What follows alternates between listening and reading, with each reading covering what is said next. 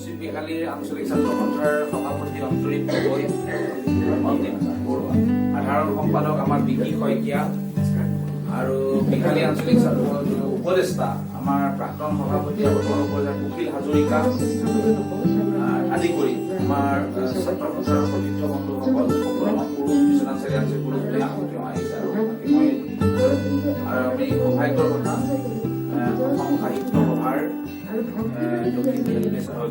দক্ষিণ বিহালী শাখা সাহিত্য সভাৰ সন্মানীয় সভাপতি মহোদয় আমাৰ মাজত এই মুহূৰ্তত উপস্থিত আছে।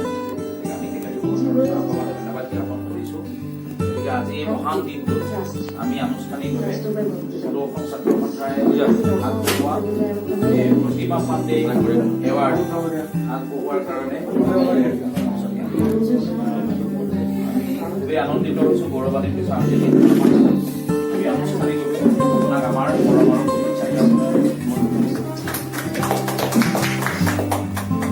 বিশ্বনাথ মহকুমা ছাত্ৰ সন্থাৰ সভাপতি নিতু বৰাক মই মহকুমা ছাত্ৰ সন্থাৰ মৰম যাচিবৰ কাৰণে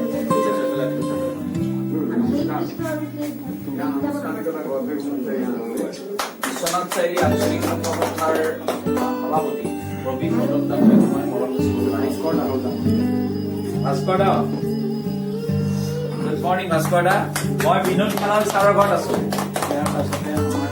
হয় হয়, একদম পুৰা আমাৰ ছাত্ৰ সন্থা চব আহিছে।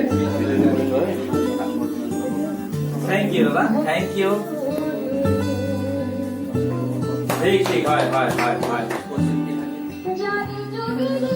আন্তৰিক ধন্যবাদ ধন্যবাদ ধন্যবাদ।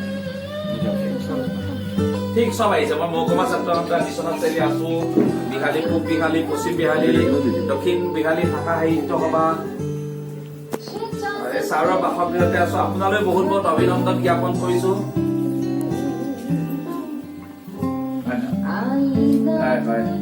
খুব নীৰৱে কাম কৰি থকা এগৰাকী ব্যক্তি আৰু আমাৰ বিভিন্ন সময়ত।